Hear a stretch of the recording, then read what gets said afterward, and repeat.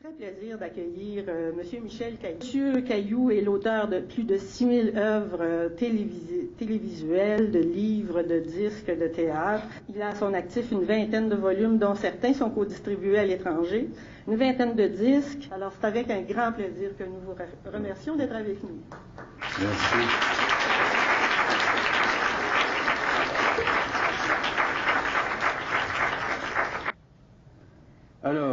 Alors, pour commencer,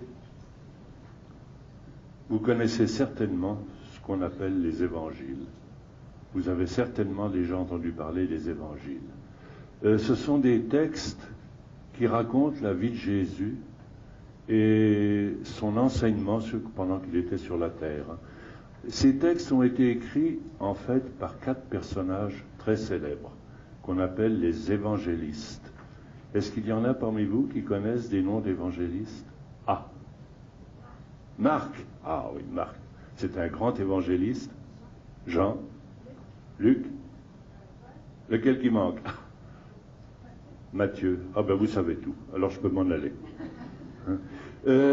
Aujourd'hui, j'aimerais vous parler d'un évangile qui a été écrit par Saint Jean. D'abord, je vais situer l'action de l'évangile que je vais vous raconter. Ça se passe en Palestine, bien sûr. La Palestine, c'est un pays dont on parle beaucoup aujourd'hui. À l'époque, il y a 2000 ans, la Palestine existait déjà, mais elle n'avait pas les mêmes frontières. Pour y aller, eh bien, tiens, j'ai vu qu'il y avait un globe terrestre, c'est parfait. Alors, je vais utiliser ce globe terrestre pour vous montrer où ça se trouve, pour le cas où vous ne le sauriez point. Alors là, ici, on a l'Amérique, bien sûr, les 2 Amériques. L'Amérique du Nord, où se trouve le Canada. Si on veut aller se rendre en Palestine, il faut traverser l'océan Atlantique, qui est là. Alors, en traversant l'océan Atlantique, on arrive en Europe. Et si on passe au sud de l'Europe, là, juste en dessous de l'Espagne, entre l'Espagne et le Maroc, on trouve la mer Méditerranée. C'est une grande mer qui est là. Et juste à l'autre bout de la mer Méditerranée, il y a la Palestine. À quoi elle ressemblait il y a 2000 ans?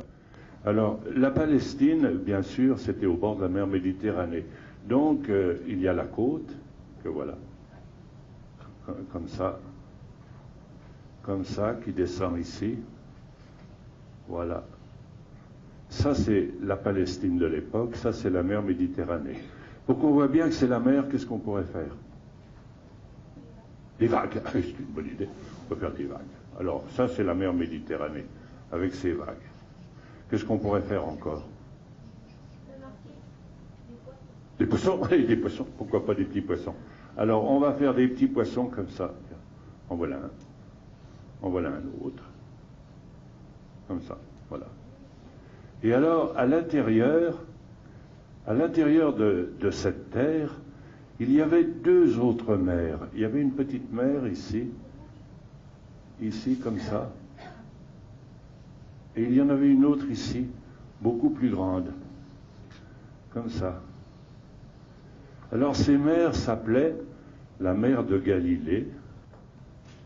Pour qu'on voit bien que c'est la mer, qu'est-ce qu'on pourrait faire? Et des poissons, on va faire des petits poissons, comme ça.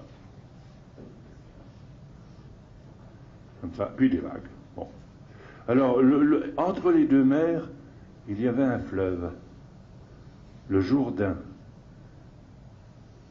qui coulait dans ce sens-là. Voilà, le Jourdain. Ça, c'est le Jourdain. C'est ici que Jésus a été baptisé. Hein. Vous avez dû déjà entendre parler de son baptême. Il a été baptisé dans les eaux du Jourdain par Saint Jean-Baptiste. Alors, le Jourdain, et là, il y avait une autre mer qu'on appelait la mer Morte. Et qu'on appelle toujours la mer Morte. Alors, pour savoir que c'est la mer, qu'est-ce qu'on fait? Et des vagues. Et quoi? Eh bien non, justement, on n'en fait pas.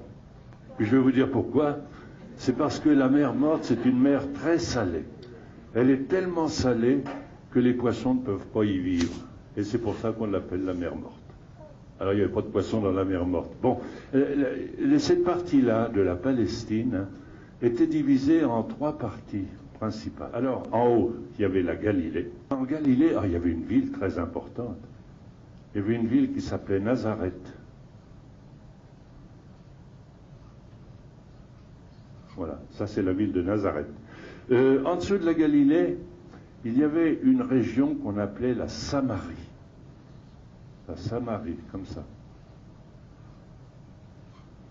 Et en dessous, il y avait la Judée. Ça, c'était les 3 grandes régions de l'époque. Il y en avait d'autres, de l'autre côté du Jourdain, mais celle-là était très célèbre. Alors, en Judée, il y avait la ville de... Est-ce que vous en connaissez une ville de Judée?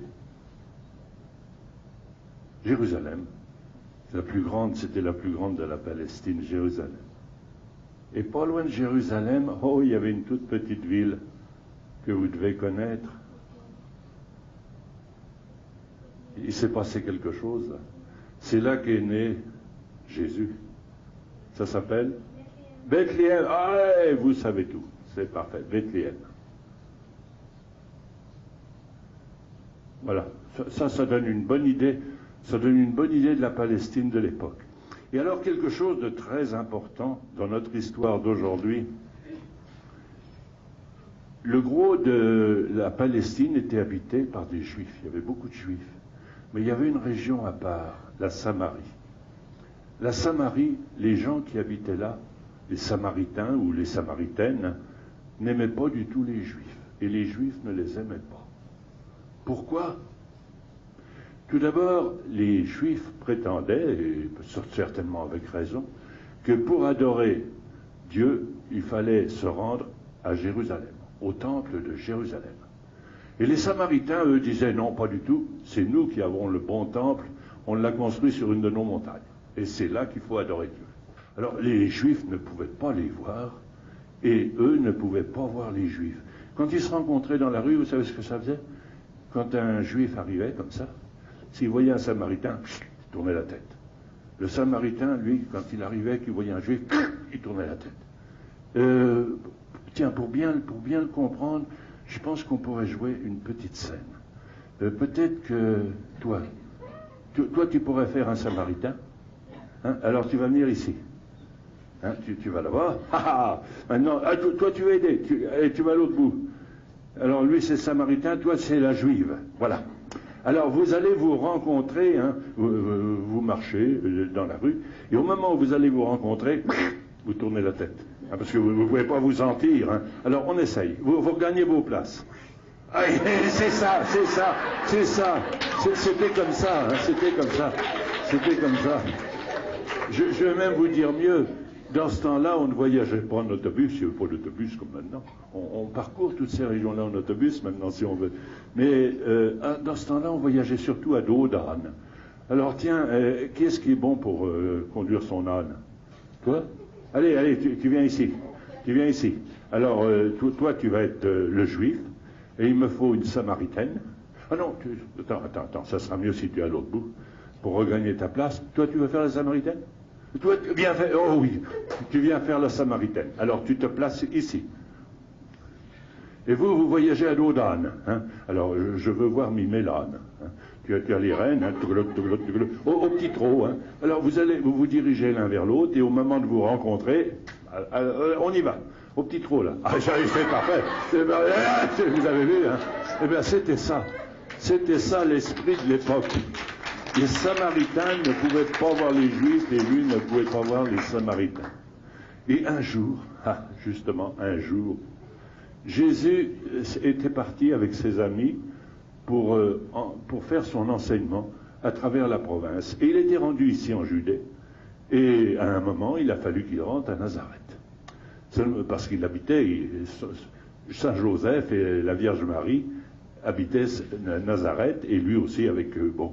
Alors, le voilà qui part. Mais pour rentrer à Nazareth, il fallait qu'il traverse la Samarie. Et là, il s'est passé quelque chose. En Samarie, il y avait à peu près ici un puits. Un puits qu'on appelait le puits de Jacob. Jacob, c'était un ancien patriarche, un vieillard d'autrefois, qui avait possédé ce puits. On l'appelait toujours le puits de Jacob. Et les gens de sa famille prenaient leur eau dans ce puits-là. Alors le puits, c'était pas tout à fait comme un puits d'aujourd'hui. Hein. Dans ce temps-là, les puits, je pense que je vais essayer de vous en dessiner un. Alors, il y avait d'abord le trou du puits, hein, comme ça. Voilà. Ça, c'est le bord du puits, qui était fait souvent avec des pierres. Quelquefois, c'était un simple trou dans les rochers, mais des fois, on prenait la peine de rajouter des briques en ciment, comme ça, pour bien former le tour. Voilà, ça. Ça, c'est le rebord du puits. Savez-vous comment ça s'appelle, le rebord d'un puits? Est-ce qu'il y en a qui le savent? Ça a un nom, hein. Ça s'appelle ça commence par un M. Une margelle. Ben, vous le saurez. Hein? Vous le saurez. Alors, quand vous serez en secondaire, vous pourrez dire que vous connaissez une margelle de puits. Alors, il y avait donc un trou comme ça. Des fois, il y avait des petits rochers alentour, comme ça. Comme ça. Puis alors, pour tirer l'eau, on ne se servait pas d'un cylindre avec une chaîne et une manivelle, hein, comme aujourd'hui. Aujourd'hui, la plupart des puits sont faits comme ça. Dans ce temps-là, il y avait deux grands bâtons, deux grands poteaux. Un qui était là. Et avant de dessiner l'autre, je vais rajouter un élément très important. Il y avait une sorte de bâton comme ça, une grande perche. Une grande perche ici, puis là, il y avait l'autre poteau. Comme ça. Alors, au bout de la perche, il y avait une corde où on pouvait attacher une cruche ou un récipient pour aller chercher l'eau, comme ça. Voilà. On pouvait descendre. Et là, ici, il y avait un contrepoids. Ça, c'était pour aider à aller chercher l'eau sans effort. Alors, c'était une grosse boule qui était faite souvent avec un sac rempli de pierre ou autre chose. Alors, remarquez tout de suite, si je lève un petit peu le contrepoids, à l'autre bout, la cruche descend dans l'eau. Et pour ramener la cruche, il suffit de baisser un peu le contrepoids. Mais il était placé de telle façon que le mouvement était tout petit. Il y avait juste à le lever un petit peu ou à le baisser un petit peu, et à l'autre bout, on avait l'eau. Donc, on pouvait puiser de l'eau sans effort. Et c'était à peu près comme ça, je pense, le puits dont on parle, le puits de Jacob. Qu'est-ce qu'on pourrait faire alentour qui ferait bien? Est-ce qu'il y a des choses qu'on pourrait faire qui devaient y être? Du gazon? Ah, il y avait sans doute. Ah oui, il peut y avoir un peu de gazon, parce que c'était dans le désert, hein. Mais quand il y a des points d'eau, ça fait un peu de gazon. Et puis qu'est-ce qu'il y a des fois, en plus du gazon, quand il y a des points d'eau? Des arbres. Des arbres, peut-être genre palmier. Tiens, on va faire un palmier, là. Comme ça. Alors voilà un palmier, comme ça. Voilà. Voilà un palmier. Il y avait peut-être un petit peu encore de gazon, comme ça. Puis là, il y avait peut-être une ligne, voilà. Comme ça. Qu'est-ce qu'on pouvait apercevoir dans le lointain? Peut-être une ville. Peut-être une ville. Et justement, il y avait une ville qui n'était pas loin. Il y avait une ville, mais alors une ville de l'époque, hein, où d'ailleurs on a conservé un peu ce genre d'architecture en Palestine. Ce sont des maisons très carrées, avec des toits très plats comme ça. Voilà. Et la ville s'appelait Sichar. Elle s'appelait Sichar, cette ville-là. Comment on appelle un endroit où il y a un puits, un point d'eau comme ça dans le désert? Qui connaît le bon mot? Il y a un mot. Dans le désert, un grand désert où il y a un point d'eau, c'est une oasis. Oh, attention, je vais te poser une question. Est-ce qu'on dit une oasis ou un oasis? Une. Ben, je vais te surprendre, on peut dire les deux. C'est un des rares mots français qu'on peut mettre au masculin ou au féminin. Il y en a d'autres. Une météorite ou un météorite. Une aérolite ou un aérolite. Un après-midi ou une après-midi. Vous le saurez en français, vous pouvez le mettre. Je pense que Jésus est venu à cet endroit-là. Et peut-être que, tiens, on va mettre peut-être un bloc de pierre où il aurait pu s'asseoir. Voilà, comme ça. Hein? Voilà. Alors, l'histoire que je voulais vous raconter commence donc au moment où Jésus décide de rentrer à Nazareth. Et il traverse donc la région qu'on appelle la Samarie. Il avait des amis avec lui.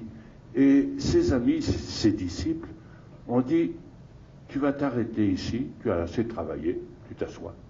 Et nous, on va aller chercher de la nourriture à Sichar. Ils sont partis à Sichar chercher de la nourriture. Et Jésus s'est assis à côté du puits de Jacob, hein, peut-être sur ce rocher, comme ça, tiens, comme ça. Puis là, il devait faire ce qu'il faisait très souvent dans les évangiles, on dit ça. Très souvent, il prenait un bâton et il s'amusait à faire des inscriptions ou des petits dessins dans le sable. Et tout à coup, il était assis là. Voilà une Samaritaine qui arrive pour venir chercher de l'eau. Alors, quand elle a vu Jésus, vous savez ce qu'elle a fait? Exactement. Elle a fait ça. Elle a fait ça. Mais Jésus l'a regardée. Lui n'a pas fait ça. Il l'a regardée alors qu'elle s'approchait pour prendre son eau avec son récipient. Et Jésus, tout en la regardant, lui dit, « Donne-moi à boire. » Qu'est-ce qu'elle a pensé, elle? Elle s'est retournée, elle s'est dit, c'est pas possible. Elle dit, comment, toi, un juif, tu oses demander à boire à une Samaritaine? Si tu connaissais le don de Dieu, ce que Dieu te donne, ce qu'il donne à tout le monde, et si tu connaissais celui qui t'a demandé à boire, c'est toi qui lui aurais demandé de l'eau. Et il t'aurait donné de l'eau vive. Elle est surprise. Qu'est-ce que c'est que cette histoire? Elle dit, mais où est-ce que tu la prendrais, ton eau vive? Le puits est profond. Et tu n'as même pas de récipient pour tirer l'eau. Est-ce que par hasard, là elle voulait se moquer un petit peu de lui, elle dit, est-ce que par hasard, tu serais plus grand, plus habile que Jacob, qui possédait ce puits, et qui y venait chercher de l'eau pour sa famille et pour ses animaux? Jésus lui répond, l'eau de ce puits est de l'eau qui n'étanche pas la soif. Un petit moment, d'accord, mais après tu vas de nouveau avoir soif, et de nouveau il faudra que tu boives pour étancher sa soif. Tandis que moi, l'eau vive dont je parle, c'est une eau qui est une source de vie pour l'éternité. Ouh là là, elle commence à être intéressée. Elle dit, pour l'éternité? Mais alors, demande ton eau. Et comme ça, je n'aurai plus jamais à revenir pour puiser, pour me fatiguer, là, à venir tirer l'eau dans le puits de Jacob.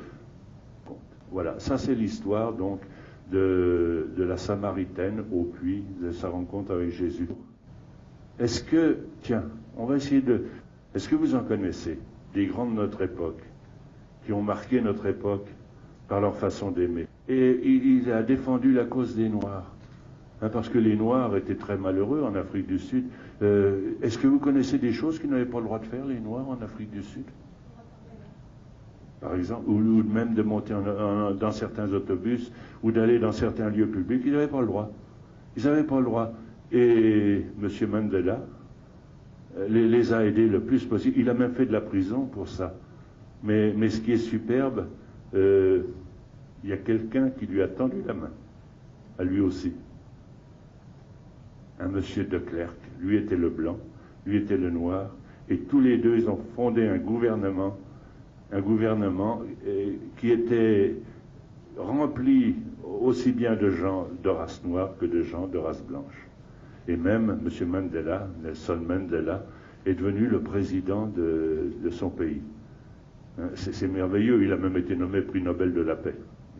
Il a reçu le prix Nobel de la paix. Est-ce que vous en connaissez d'autres? Martin Luther King, je pense qu'il est né, c'est le plus récent de tous, il est né en 1929. Et lui aussi a défendu la cause des Noirs aux États-Unis. La cause des Noirs était très dure aux États-Unis. Vous savez que même dans certains autobus, il y avait des places, quelques places réservées aux Noirs, et toutes les autres places étaient réservées aux Blancs. Et ils n'avaient pas le droit de se mélanger. Et un jour, il y a quelque chose qui a tout déclenché. Il y avait une jeune fille noire qui était assise sur les sièges réservés aux Noirs, et elle travaillait, elle était couturière, je pense, et elle rentrait chez elle dans l'autobus, mais des Blancs sont montés dans l'autobus, et ils étaient trop nombreux pour être tous debout. Alors le chauffeur a dit à la fille, tu laisses ta place à un Blanc. Et vous savez ce qu'elle a fait? Elle a refusé. Elle a refusé, on l'a arrêtée. Et ça a déclenché beaucoup de choses dans la tête de Martin Luther King, qui était un pasteur, c'est un peu comme un prêtre catholique, mais un pasteur protestant. Il était baptiste. Et tout jeune, il apprenait les évangiles. Il aimait beaucoup lire les évangiles et les mettre en action, hein, lui-même. Et il commençait par trouver une solution pacifique. Il a dit, on va se battre, mais sans des gants de boxe. Hein. Il a dit, on va se battre avec nos têtes. Et la première chose qu'il a faite, il a dit à tous les Noirs, ça se passait à Atlanta, ça, aux États-Unis, dans le sud des États-Unis, il a dit à tous les Noirs de sa ville, à partir de maintenant, on ne prend plus l'autobus. On va marcher à pied. Et pendant 13 mois, un peu plus d'une année, tous les Noirs d'Atlanta allaient travailler à pied, allaient à l'école à pied. Et vous savez ce que ça faisait, ça? Ça faisait que les autobus ne ramassaient plus d'argent. Et que les gens des compagnies d'autobus ont été obligés de traiter avec les Noirs. Hein, grâce à ce geste. Et on a eu d'autres. Par exemple, il y avait des endroits où les Noirs n'avaient pas le droit d'aller. Les endroits réservés aux Blancs. Et Martin Luther King a eu une idée. Il a dit, bon, ces endroits-là, on va les envahir pacifiquement. On va s'asseoir par terre, par milliers. Comme ça, personne ne pourra nous arrêter. À partir de maintenant, les États-Unis, tous les endroits publics, c'est pour tout le monde, aussi bien les Noirs que les Blancs.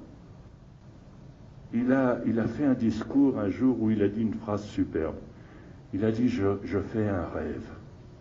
Je fais un rêve, je rêve du jour où des petits-enfants noirs tiendront par la main dans la rue des petits-enfants blancs et marcheront ensemble. Et ça, c'était beau. Bien sûr, lui aussi a eu des ennemis qui n'étaient pas d'accord. C'est fini maintenant. Mais il a eu des ennemis et lui aussi a été assassiné. Un soir, à Memphis, il a reçu un coup de fusil. Et quelque temps après, on a décidé aux États-Unis, pour marquer que ça avait été un grand homme, on a décidé de faire le 3e lundi du mois de janvier un jour férié où il n'y aurait pas de travail, où personne ne travaillerait, juste on penserait à Martin Luther King qui était né à cette époque-là. Hein, c'est une très belle histoire aussi. Qui ça? Ah, Jeanne Mance. Ah oui, c'est un peu moins moderne, mais tu as tout à fait raison. Jeanne Mance est une fille qui est venue de France à l'époque de la colonisation. Elle est venue pour fonder un hôpital. Hein, par amour pour les gens d'ici. Elle était très heureuse en France et elle est venue, elle s'est dévouée toute sa vie pour des gens d'ici par amour.